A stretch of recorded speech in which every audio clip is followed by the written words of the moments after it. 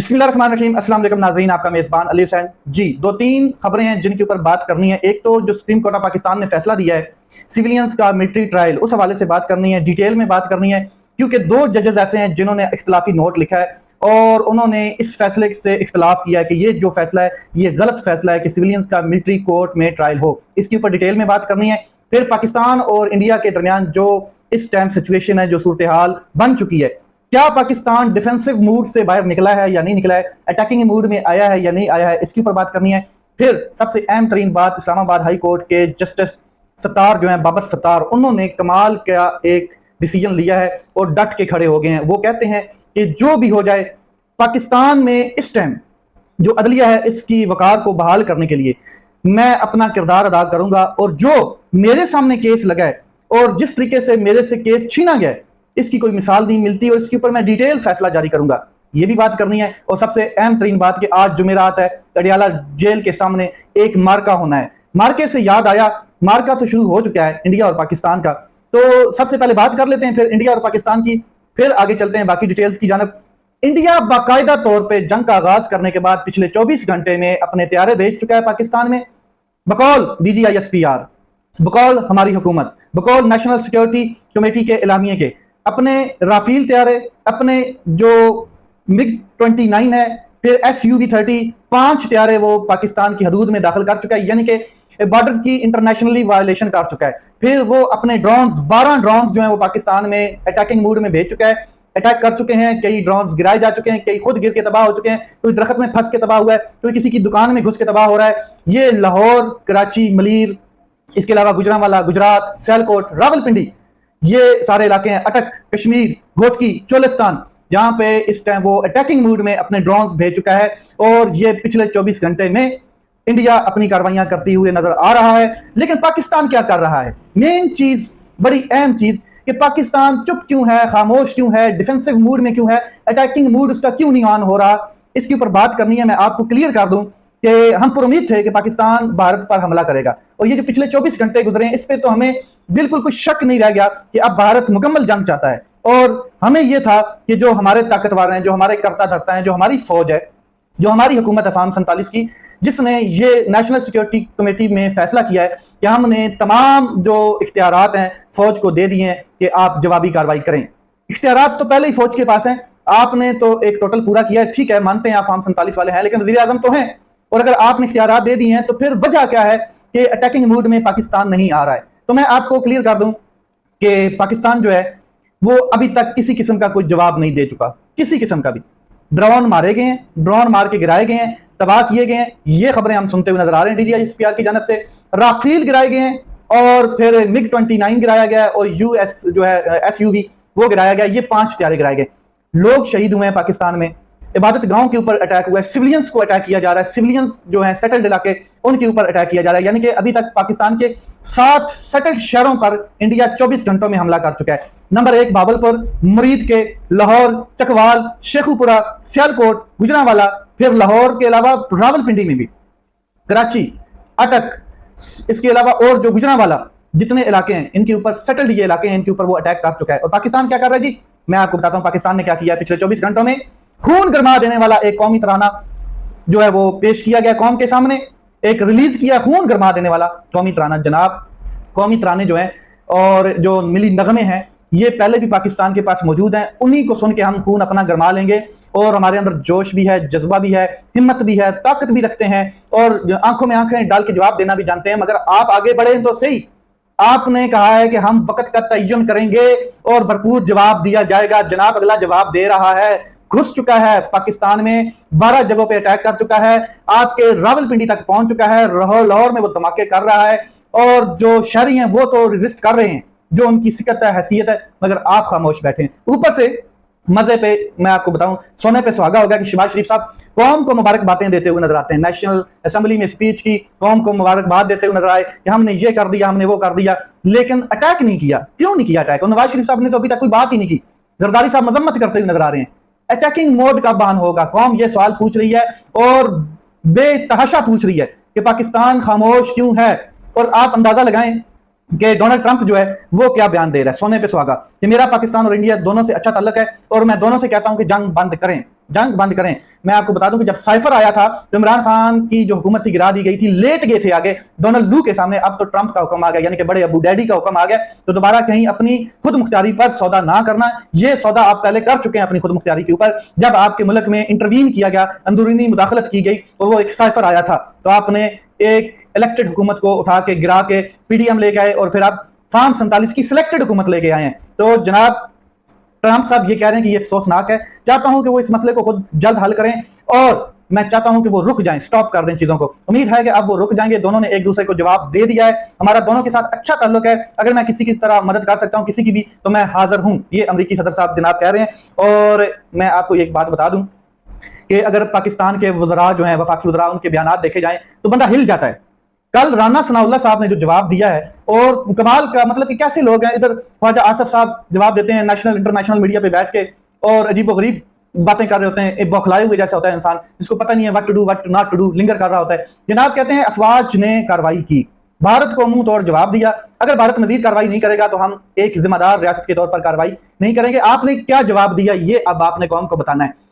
आप defensive mood पे हैं, आपके लोगों को शहीद कर दिया गया है, आपके 12 जगहों पे अटैक कर चुके हैं, आपके देश के अंदर, आपके मुल्क के अंदर 5 त्यारे घुसेड़ चुके हैं। आपने क्या किया है? इंटरनेशनली वायलेशन कर चुके हैं। आपका दुश्मन किसी इंटरनेशनल बॉर्डर कानून को नहीं मानता है, किसी सालसी को नहीं मानता है। इसने आपका पानी बंद किया है, आपके मुल्क पर मिसाइल बरसाए हैं, सिर्फ इस बुनियाद पर कि इसराइल उसके साथ खड़ा है। तो आप क्यों खामोश हैं? आप डिफेंसिव मूड पे क्यों चले गए हैं? ये जवाब दें। और मैं आपको क्लियर कर देता हूं कि इंडिया ने 24 घंटे में मिसाइल मारे, औरतें बच्चे मार देते हैं। अगर कोई इस बात पर खुश है कि इंडिया के हमने 5 त्यारे जहाज गिराए हैं, तो मैं ये बात समझता हूं कि मुझे ये नहीं समझ आ रही कि क्या वो जो 5 त्यारे हैं वो हमारे शहदा की कीमत है। और साथ में लिखा जा रहा है जी कि 1.5 अरब डॉलर का नुकसान हुआ इंडिया को, 330 अरब डॉलर से ज्यादा उनके जखायर हैं। उनको क्या फर्क पड़ता है? तो फर्क पड़ता है। ये जो चीजें चल रही हैं ये नहीं होनी चाहिए। और सोने पे सुहागा कि ख्वाजा आसफ साहब से नेशनल जो इंटरनेशनल मीडिया है उसने सवाल किया कि जनाब आपने 5 त्यारे गिराए हैं, पाकिस्तान ने 5 त्यारे गिराए हैं। इंटरनेशनल मीडिया जो है वो ख्वाजा आसफ से सवाल कर रहा है, तो उनका मलबा कहाँ है? उनके कोई सबूत हैं तो बताएं। तो ख्वाजा आसफ साहब अजीब गरीब किस्म की गोंगी मारते हुए आगे से जवाब देते हैं कि वो सबूत जो है वो सोशल मीडिया पर पड़े हैं। कमाल है जनाब, क्या जवाब दिया आपने। वैसे मेरा भी सवाल है कि 5 त्यारे गिराए हैं, 3 राफेल हैं, 2 दूसरे त्यारे हैं। ये त्यारे क्या खलाई मखलूक उड़ा के पाकिस्तान में आई? पहली बात ये, 5 त्यारों के अंदर से 5 लाशें तो निकलनी चाहिए पायलट्स की, वो कहां पर हैं? और दूसरा सवाल ये है कि 5 जहाजों का मलबा अभी तक नुमाइश के लिए क्यों नहीं कौम के सामने लगाया गया? क्योंकि एक त्यारा गिराया गया था अभिनंदन का 19 में, तो उस जो पायलट है उसको भी दिखाया गया था, उसको भी लेकर आए थे, चाय पिलाई गई थी और उसको वापस किया गया था और उसका मलबा भी दिखाया गया था। अब ये सवाल अपनी जगह पर कायम है कि 5 त्यारे गिराए गए हैं, कहां हैं वो त्यारे, उनका मलबा कहां है? और 5 के अंदर से एक पायलट भी नहीं निकला, मतलब एक पायलट भी जिन्नात उड़ा रहे थे। कौन उड़ा रहा था? खलाई मखलूक जो है वो राफेल उड़ा रही थी। ये सवाल अपनी जगह पर कायम है। और इंटरनेशनल मीडिया को जवाब क्या दिया गया है कि जनाब सोशल मीडिया के ऊपर सबूत मौजूद हैं, अब आप जाएं और सोशल मीडिया के ऊपर देख लें।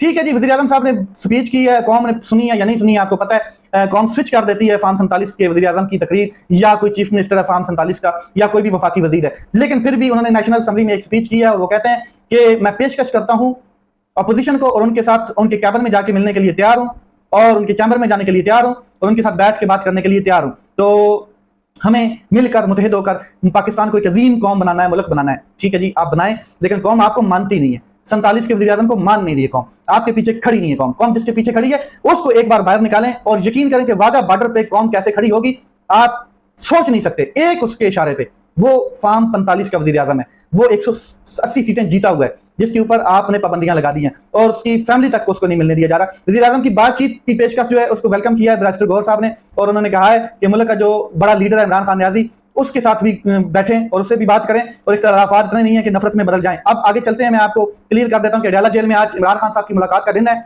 लेकिन पार्टी रहनुमाओं की जो फहरिस्त है वो तो हुकाम को भिजवा दी गई है। अब देखते हैं कि मिलने किसको दिया जाता है। 5 लोग हैं, एक तो अली अमीन गंडापुर साहब हैं, सुहेल अफरीदी साहब, सरदार अजहर तारक साहब हैं, मुअज्जम जतोई, जमाल एहसन और शाहिद खटक साहब के नाम शामिल हैं। अब चलते हैं शेर अफजल मरवत साहब की बोंगी की तरफ। शेर अफजल मरवत साहब कहते हैं कि जो इमरान खान है उनको 190 मिलियन पाउंड केस में जो सजा हुई है वो मतलब शायद ना हो, लेकिन बुशरा बीबी की जो सजा है वो मतलब हो जाएगी। क्यों?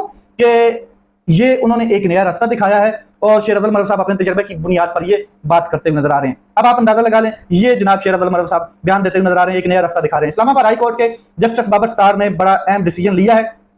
जस्टिस बाबर सत्तार का अपने मौकफ पे डट जाना और पीछे ना हटना, इस्लामाबाद हाई कोर्ट की डिवीजन बेंच केस की कार्रवाई रोकने के आर्डर को तस्लीम करने से इनकार कर देना। जनाब कहते हैं जस्टिस बाबर सत्तार साहब कि हाई कोर्ट आर्टिकल 199 के तहत काम करती है। डिवीजन बेंच एक जज के हतमी फैसले के खिलाफ अपील तो सुन सकता है, लेकिन उससे जज को कार्रवाई करने से रोक नहीं सकता है। अबूरी आर्डर के खिलाफ सुप्रीम कोर्ट जाना पड़ता है और सुप्रीम कोर्ट सुपीरियर कोर्ट है, इसलिए सुप्रीम कोर्ट ही हाई कोर्ट को कोई हुक्म जारी कर सकती है। डिवीजन बेंच सुप्रीम कोर्ट से सीनियर नहीं है, बल्कि एक फोरम है। तारीख में पहली बार अबूरी आर्डर पर ही डिवीजन बेंच ने हाई कोर्ट के जज को काम से रोक दिया, यानी कि कार्रवाई से रोक दिया। और यहां पर वो कहते हैं जस्टिस बाबर सत्तार साहब कि हाई कोर्ट के इख्तियारात से मुतल्लिक इस केस में मैं तफसीली फैसला लिखूंगा। कायम मकाम चीफ जस्टिस के पास क्या इख्तियारात हैं कि वो जज से केस दूसरे जज को दे सकता है। मेरे पास इतने केसेस लगे हैं कि क्या चीफ जस्टिस इन केसेस को दूसरे बेंच में मुंतकिल करेंगे? मैं इस केस के ऊपर जजमेंट दूंगा और तफसीलन जजमेंट दूंगा। मेरा आर्डर था कि आपने इस केस की काज लिस्ट जारी करनी है। रजिस्ट्रार से मुकालमा करते हुए उन्होंने कहा आपने आज भी काज लिस्ट जारी नहीं की।